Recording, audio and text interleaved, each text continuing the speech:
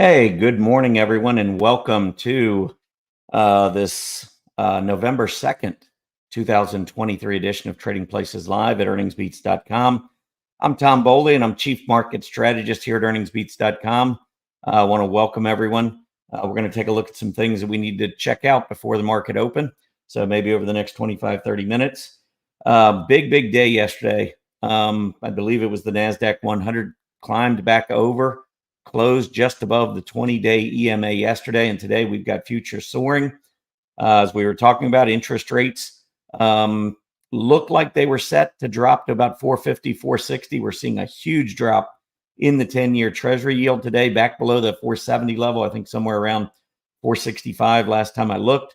So we're almost to that 450, 460 area, and that drop in yields is certainly helping futures this morning, as we're seeing a lot of follow through over the or above and beyond the strength that we've seen here over the last few days. So really good action. I've been steadfast in my belief that this was a correction and that the market was going to move higher and be very strong in the balance of quarter four. And I think this is getting started. I am prepared to call the correction over. I don't believe we're going back down below those lows that were just established last Friday. And so I'm trading this market accordingly. Again, very bullish. I think we're going to go much higher into the end of the year. But let's go ahead and take a look at that action from yesterday, and then we'll talk a little bit more about some of these signals. Right now, taking a look at the Dow Jones Industrial Average here. Yesterday, finishing up 0.2%. 222 points. S&P 500 up over 1%. That was 44 points, back up to 42.37 on the close.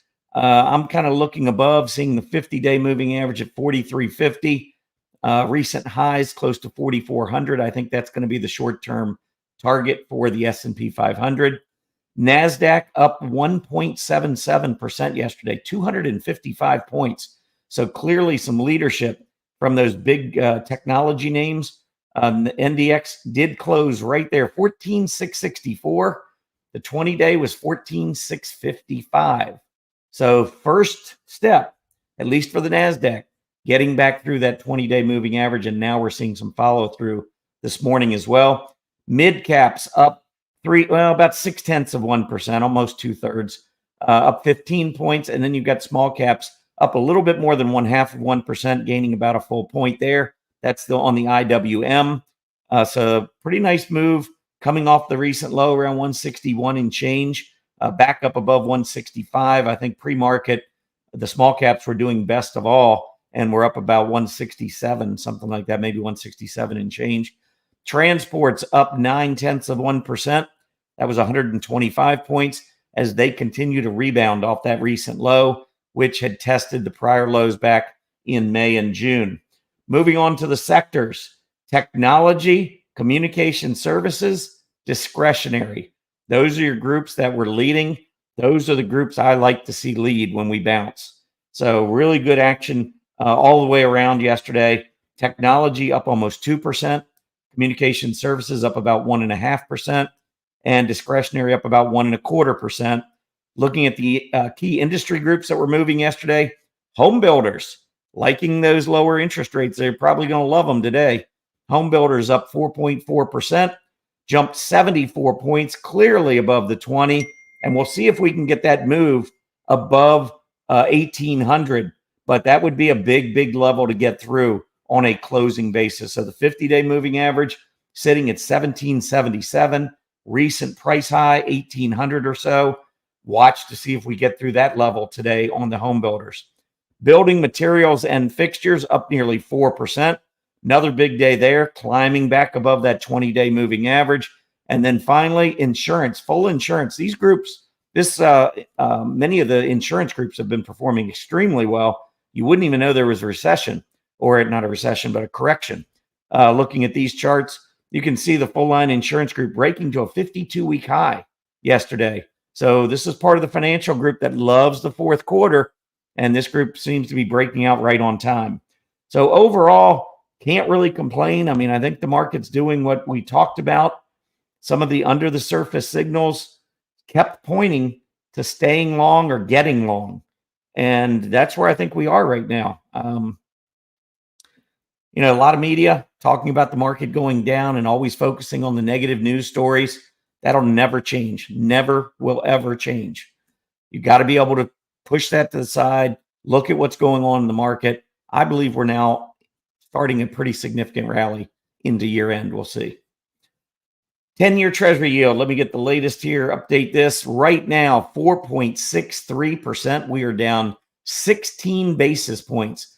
Yesterday, early in the day, we were over 490. Now we're approaching 460 in about 24 hours. It has been a huge drop in the yields very quickly.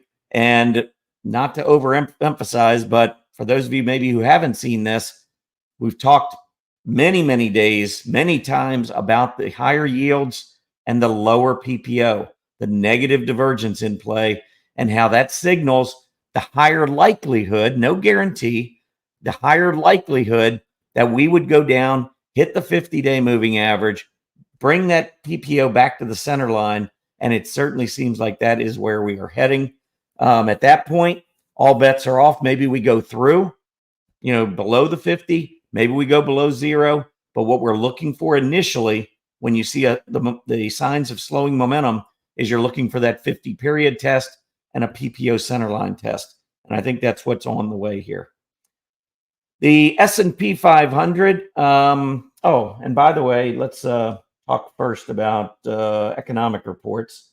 Initial jobless claims. A couple of reports came out just a few minutes ago, actually about 30 minutes ago. Initial jobless claims were expected to come in at 213,000. They came in at 217,000, so a little bit higher than expected there.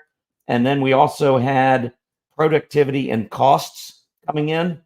The non-farm productivity, the annual rate for quarter three, 4.7%. The consensus was 4.2. So very strong productivity. Unit labor costs, annual rate.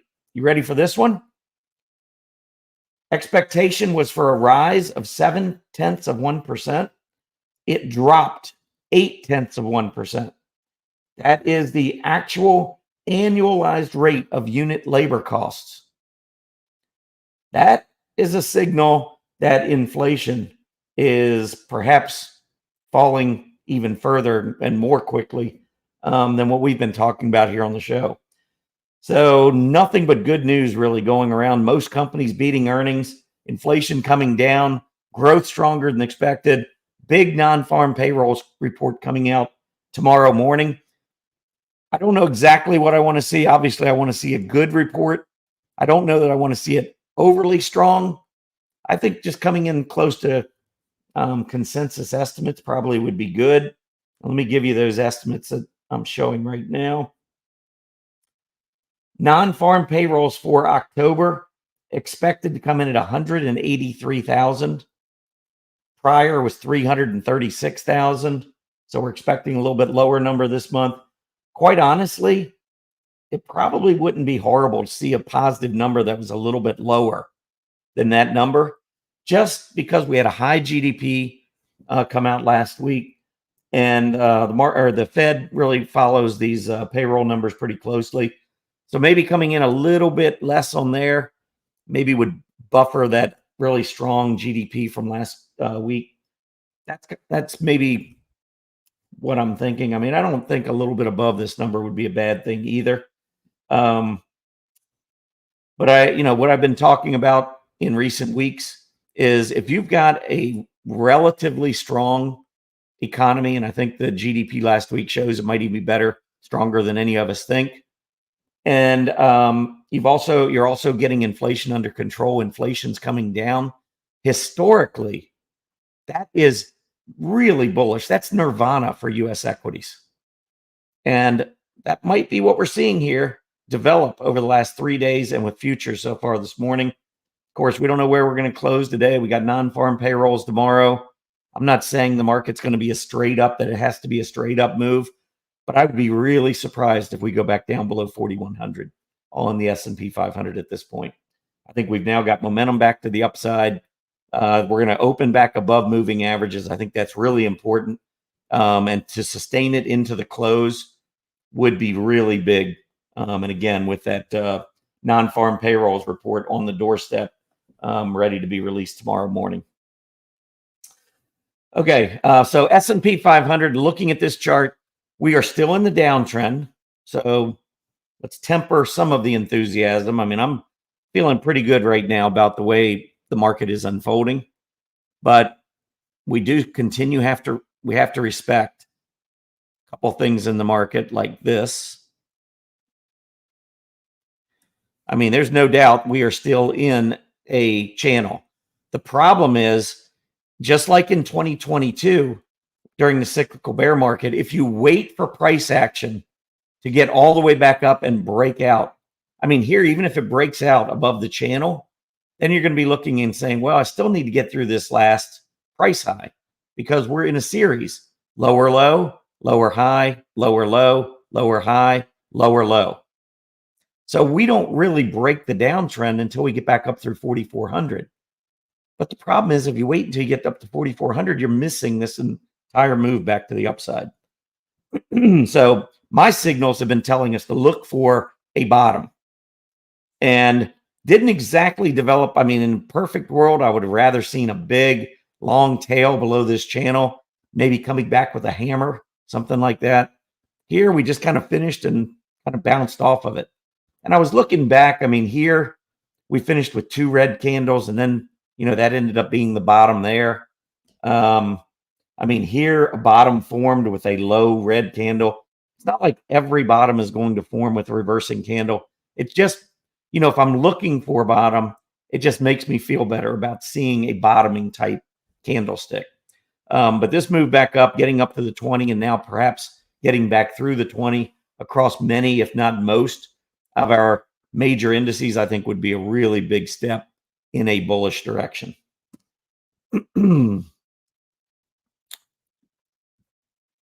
All right, moving on, NDX, NASDAQ 100, pretty much the same thing. But again, if you're going to wait to take out the most recent high, you got to get all the way back up to 15.3. And at that point, you're not far from the high that we saw in July.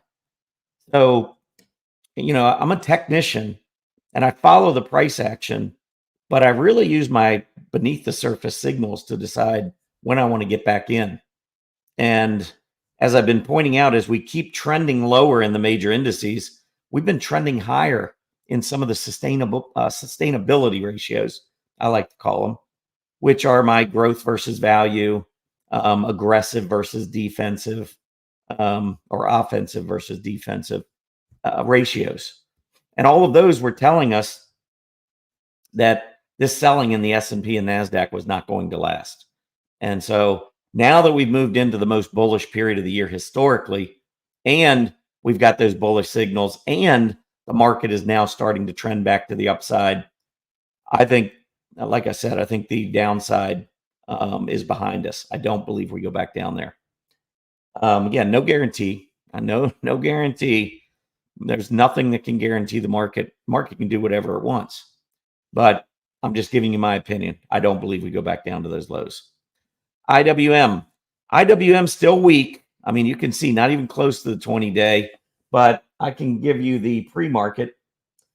First of all, let me give you the pre-market on the diamonds, which tracks the Dow Jones. Diamonds are up about 0.7%. So they're at 335, which is up $2.32.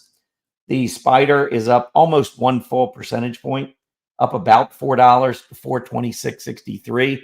So if you're looking on the chart here, we'll come back to the IWM, but we're up to 426. We're easily above that 20-day moving average now with the 50-day in sight. And of course, jumping above the 20-day, if and when we pull back, what happens at that 20-day? If we bounce and go back to another high, that really is starting to show bullish characteristics. QQQ, which tracks the NASDAQ 100, up 1.35%, $4.83 to 361.79. So 361.79 is actually only about $2.25 away from the 50-day moving average. So that's how quickly this market has moved from recent lows to perhaps getting through both moving averages. 4 days. Pretty impressive. And then the IWM, which is what we were talking about. IWM up 1.3%, trading at 167.63. So still just a little bit below the 20-day, which is at 168.43. So here's your laggard.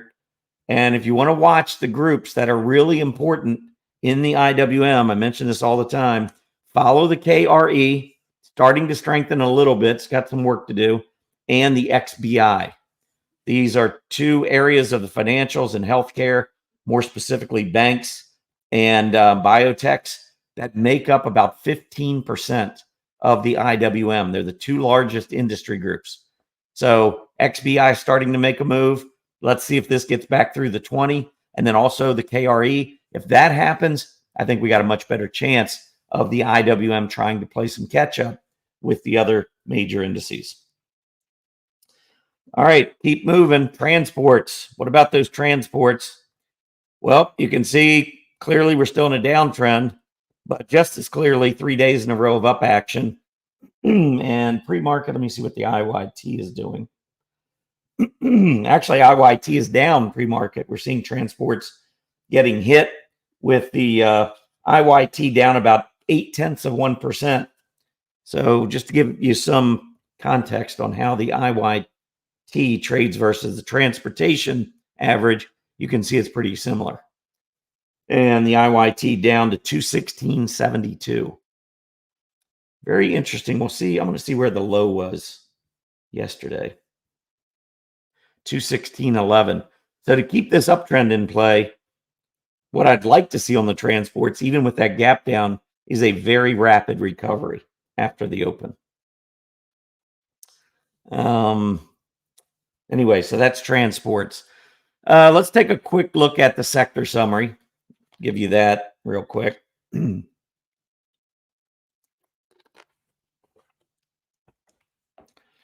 right, there are the top three that I told you. Technology, communication services, consumer discretionary.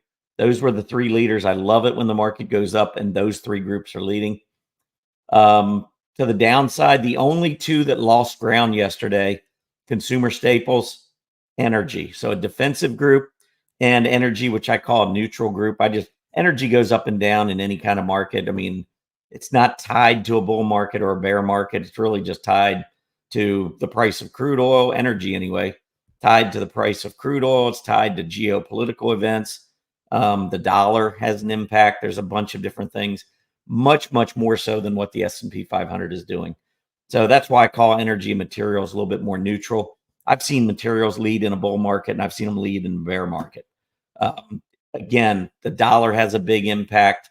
You know, how some countries' economies are doing outside the U.S. has a big influence on materials.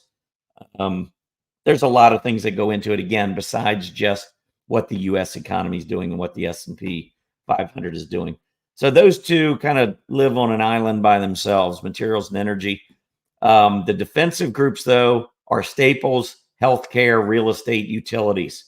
And those were basically taking a back seat to the aggressive areas, which are technology, communication services, consumer discretionary, financials, and industrials. So all in all, I thought the sector leaderboard yesterday was really good, supporting this move to the upside. Of course, it's just 1 day. Looking back over the last week, you can see real estate still up at the top, consumer discretionary getting close, technology moving up, getting close. And of course, we had a couple of really bad days at the end of last week. That's these two groups should move up even more as we get further into the week, if we look back in that 1 week window. But down to the downside over the last week, you can see the three groups that are lagging: consumer staples, defensive; healthcare, defensive; energy, neutral. You're not seeing losses in any areas that are more aggressive. So again, I think things are turning here, at least it seems to me, and that's what I've been expecting. I've been waiting for it. I've been talking about patience since July. I think patience is over. I think we go higher. Just my opinion. All right, moving on. Let's talk a little bit about the chart of the day. So I've got one here for you. But if you like the chart of the day, we do send out emails to anyone on our EB Digest. It's our free newsletter. I do it because I try to provide education, try to give back to the community.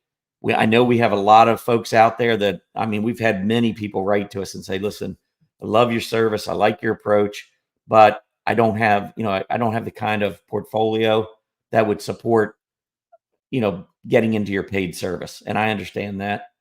But we're worth what we charge. But I want to be able to help folks. And so this is one of the ways I'm able to do that through this EB Digest. So please, if you haven't done anything else, sign up. You can unsubscribe at any time. There's no credit card required.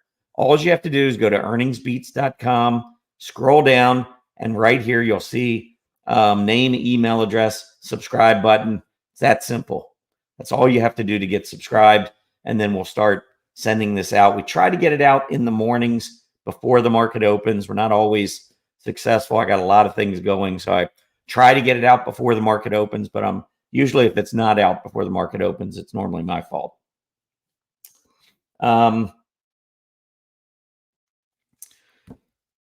Anyway, the chart of the day is a very quick read, 2 paragraphs in a chart. So if you're thinking, well, I can't subscribe to another newsletter, I don't have time, this one's pretty quick, pretty easy, and I think will give you some really good ideas, maybe give you some education if you're lacking some in certain areas. If you're already a great technician, maybe there's a few nuggets in here that will provide that maybe will help improve your results. But that's completely up to you. Anyway, just want to make sure everybody knows that it's there. And if you do want to try our service, I can tell you, I don't believe there's anybody out there that calls the market better than we do. I haven't seen them if they have. And I'm not just talking about the big long-term saying we're in a secular bull market. I'm talking some key pivots in the market. I mean, middle of the pandemic in 2020, I was saying we're in a secular bull market. This isn't going to last. 10 days later, we bottomed. Market exploded back to the upside. I said it was a healthcare crisis, not a financial crisis. Market came roaring back. 2022, beginning of 2022, the cyclical bear market. I was bullish through 2020 and 2021 when market was going up. 2022, at the very beginning of the year, actually on New Year's Eve, 2021, I was writing an article at Stock Charts till about 7 or 8 o'clock in the evening. Everybody else, heading out for their New Year's party. I was writing an article. That's how much of a nerd I am about the stock market. I love the stock market. But I was writing an article, and basically I said, we got some serious problems ahead. That was before anything started in 2022. We have members that have written in and said, I've been in cash throughout this entire cyclical bear market, and I got back in at the low because I did actually a YouTube video right at June 17th saying this is the bottom. In July of this year, I said, be careful. That's right when we topped. I'm telling you now, and I've been saying it here for the last couple of weeks, that we're not going to keep going lower. This is going to reverse back to the upside. If I have one thing, it's conviction. I may be wrong, but I'm going to tell you what I think about the market. I'm not going to waffle. I've had some people write in and say, well, you're not being very clear. Well, a lot of times it's like long-term, I'm bullish. Short-term, I'm cautious. I don't know what else to tell you. But right now, I'm bullish. I think we're going higher into year end. I think we're going to have a really big fourth quarter, balance of the fourth quarter, which lines up with history, by the way. So today's chart of the day, anyway. Chart of the day, I want to go back to the Dow Jones U.S. Home Construction Index, home builders. Here's a weekly chart. Let me show you the daily chart first, because everybody gets hooked into the daily chart. Oh my gosh, we're trending lower. Things are horrible. Rates are going up. No way I could buy home construction stock, right? I didn't like home construction for a while because I did think we were going into like a new, I don't know what the right, new environment for interest rates that we hadn't seen in a while. I didn't expect interest rates to go to 6, 7, 8%. I wasn't looking for that. But even when we broke out, I think back at around 4 or 4.5, I said, this is a new environment. We could go to 5%. And we went right up to 5%, negative divergence form. Now I believe we're coming back down a little bit.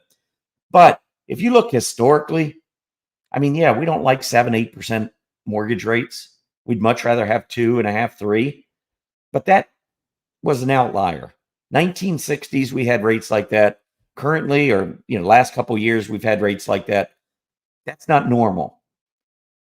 The market can survive with a 7 or 8% mortgage rate. I mean, it can. If the economy's strong, people have jobs, and incomes go up, you can survive it. It looks horrible because we're comparing it to what? 2.5, 3% rates. Of course, housing's much more expensive now with higher interest rates. But again, they were unusually low based on those extremely low interest rates. I think mortgage rates are going to settle back down. We're not going back down to 2.5, 3. I feel pretty comfortable saying that.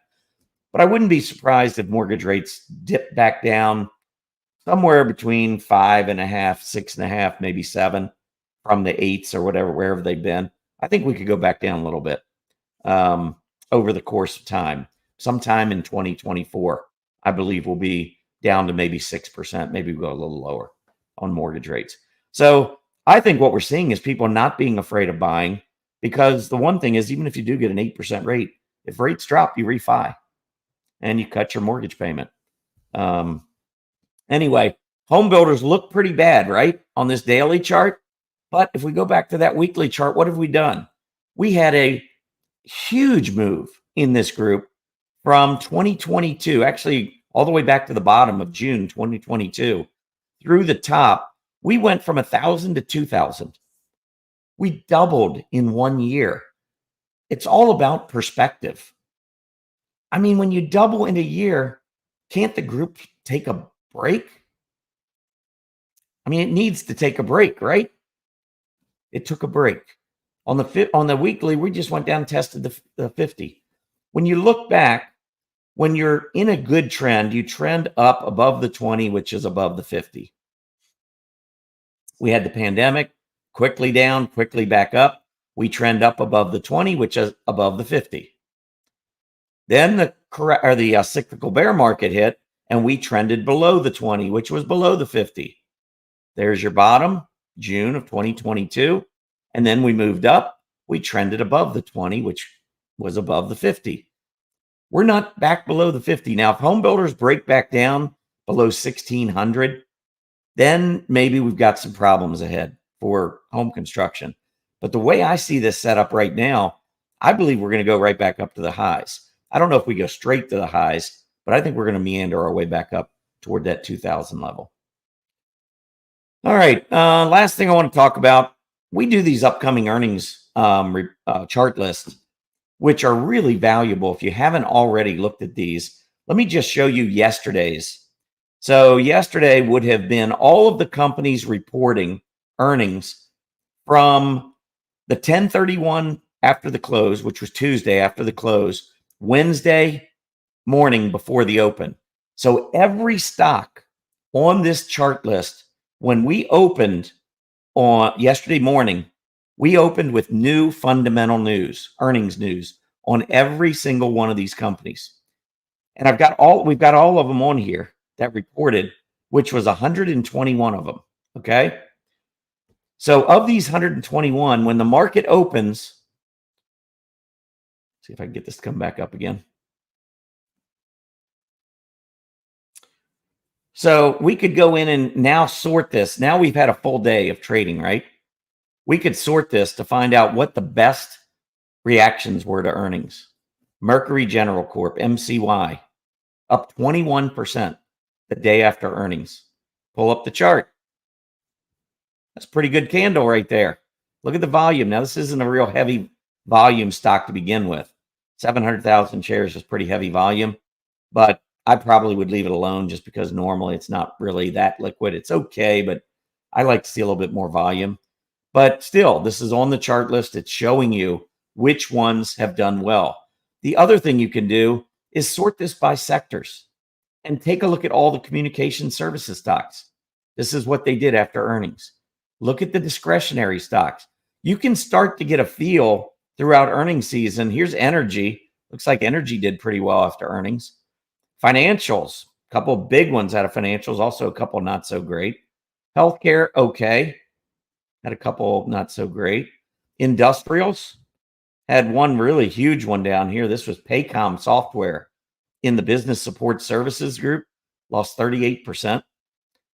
So there's so many different things you can do with this. We'll go down to technology, look at some of the technology. And you can see technology names. Several did pretty well, couple not so well. Trimble and Extreme Networks both dropping more than 13%. We also had some pretty good winners. AMD gaining 10% yesterday, lifting the semiconductor group. I mean, there's so many things you can do with these, but it is now 9:31. So guess what? I'm going to give you a live version of what this chart list looks like if we summarize what happened yesterday at the close, and then or all the earnings companies after the close yesterday, and all of them that came out this morning before the open. And let's see what's happening here. What I'm going to do is sort it by percentage change, and you can see a lot of really good earnings reports. Look at Roku here, up 20% this morning. Really good action on some of these stocks. Shopify, I was worried about this one. It's up 17%. Pretty nice. Look at that chart real quick. Shopify. Now, it does have a black candle so far. It opened on the high. I'd be careful. This one may have a big filled candle. I'm always a little nervous. And by the way, I had a price alert set for Roku. I don't even know when that was when I put that alert in. But this is how the price alerts work on stock charts.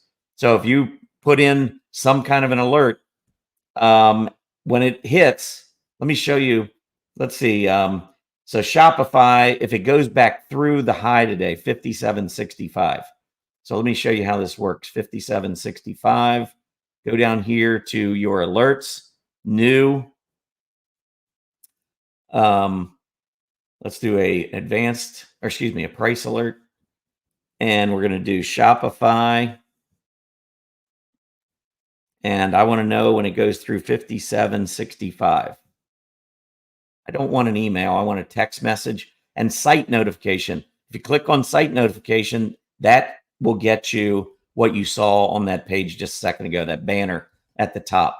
So that's what I want, site notification, because if say I'm on a golf course or something during the trading day, I always want to have a text message so I know, if I'm really watching something. If I go out to golf in the intraday, I will set up alerts from time to time just to let me know if something is happening while I'm not at my computer. So it's a great, great service at Stock Charts to be able to use these alert. And if for some reason, let me go ahead and save this. If for some reason you can't find it, let's go to your dashboard. Let's say you go down here and you scroll down and you don't see your alerts. This gear shift over here, it helps you set how your dashboard is set up. So here I'm going to take off scans and alerts, and I'll save. And when I go down, I don't see scans and alerts. What the heck? You got to remember, go over here, make sure you check what you want to see. Scans and alerts, save preferences. You come down, and now you've got scans and alerts. So anyway, hopefully that helps you. But again, let's take one more look at that Shopify and just see. It's come down. It's a little bit off the low now. But if it goes back through 57.65, I'll get an alert. It'll trigger. So pretty cool feature. But let's look at the bottom because they're not always all good. Confluent CFLT down 47%. I mean, this stock actually had been looking pretty good back a few months ago. I liked this stock. But the last 3 or 4 months, look at the relative strength dropping. And now we know why. Stock getting hammered. So we've seen the big Wall Street firms moving out of it into earnings. Never a good sign. Or at least not from a risk standpoint. I don't like the risk of being in. Another one yesterday, I said, be careful with Moderna. Stock gap down. It's down 12% today. Another one I said, be careful with Crocs.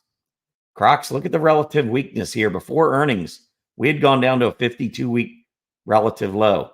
Now, it is bouncing a little bit intraday. But remember, when everybody gets in or when everybody sells at the open, market makers are buying. A lot of times that's why you see the market move in the opposite direction after it opened. Anyway, I took a little extra time here. Let me give you a quick market recap. Let's go in, take a look at the all right, we got the Dow up 300 points, S&P up 48, NASDAQ up 159. Look at that, the percentages. Small caps up 1.75%, mid caps 1.46%, and look at that VIX dropping, now down to 16.25. Far cry from 22 or 23. We got volatility coming down, market going up. I see the market going higher, but just my opinion. We'll see what happens. Anyway, that is it for me. I certainly appreciate everybody tuning in. Like our videos. We did make some changes to the software here. I hope you've noticed some positive changes. Make sure you comment on our video. And as you go through, you can comment on the live stream as well. Before I even end here, let me just talk or go through some of these. See what was said. What about the percent from the highs? I'm not sure what that means. We went down about 10% on the S&P. Am I back in the TNA? I said yesterday at the webinar, I did get back in to some leveraged ETFs. I went with the TNA and the TQQQ. Let's see. VIX, somebody had already pointed out, VIX 1626. Yep. 1621 as we speak. Technically, home prices should not keep going up without a decline in rates or a significant increase in wages. I pretty much agree with you. I do think that incomes will continue to move up, and I do think inflation comes back down. So I think that helps the consumer. But I do think we're going to get a little bit of a break from interest rates with the 10-year Treasury yield's a good barometer for mortgage rates. And I've said, I said going into this week that we had negative divergence. I thought the yields would drop back to the 450, 460 area. I think that's like a minimum drop. I don't know. Maybe it goes a little bit lower, but as that 10-year Treasury yield drops, you're going to see more pickup in housing and folks buying. Toronto, Canada, nothing is less than $1 million. Only thing going is huge influx of immigration to keep it high and negative supply. I'm not familiar with Toronto, I can tell you that, but thanks for your comments. Will it be sustainable is the question regarding real estate prices. Absolutely. I think it'll be sustainable. Again, I think that I think the stock market's going a lot higher. And if the stock market goes a lot higher, I've made comments and I'll stand by this. I think the S&P 500 right now, it's 4,200. I think within 10 years, it's going to hit 12,000. Call me crazy.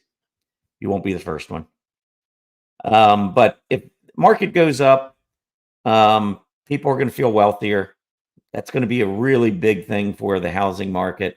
I think rates stay fairly low. I think inflation stays fairly low for a while. And I think all of that leads to a decent market. Now, obviously, different parts of the country will do better, but I think that we are going to, I think the real estate market's going to be decent. I don't think we're going to see what we've been seeing, which obviously was brutal for the last year or two, or year. IWM punching through the 20, added to TNA, November special. Yeah, we will be having a special. We always have our fall special. And that's actually, if you're new to EarningsBeats, now is a great time to sign up for the 30-day free trial, because that'll take you right through when we have our November fall special later this month. So it's a free period. And then you'll be able to decide. We have our best deal of the year coming within the next couple weeks. So go over to EarningsBeats and right here, start your no-cost trial. Anyway, yes, but thank you for that reminder, Rocket Man. Great live stream. Thank you very much. We appreciate that. And everybody, listen, please like the video, subscribe to the channel. It really helps us. So even if you're someone that maybe is in that category where you really can't afford our service, or it's just you don't know if it's for you, I feel it's for everybody. I really do. Obviously, if you got $1,000 in your portfolio and you're trying to build something, it's really tough to pay us our fee. I get that. But that's why we have the EB Digest. We want to make sure that we are, reaching out to everyone, trying to help everyone. But we do everything we can. Anyhow, appreciate your support and loyalty. Thank you, especially to all of our paid members. That's why we're here, and that's why we're able to do what we do. So have a great day, everybody. Let's hope this bullish market continues. We're in a bullish time frame. We'll see what happens. Have a great day, everybody. Happy trading. I'm Tom Bowley, Chief Market Strategist here at EarningsBeats.